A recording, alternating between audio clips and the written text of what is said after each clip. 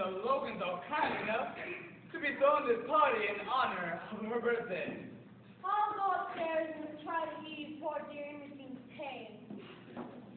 Imogene's not the only one that has pain. I'm in misery.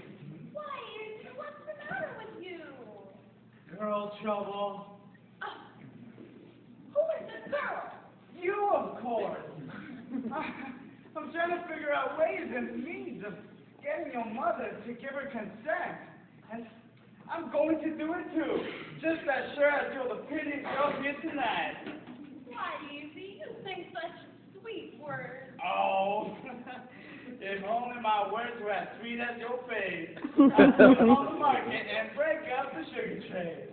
Come on, let's put on the feed bag.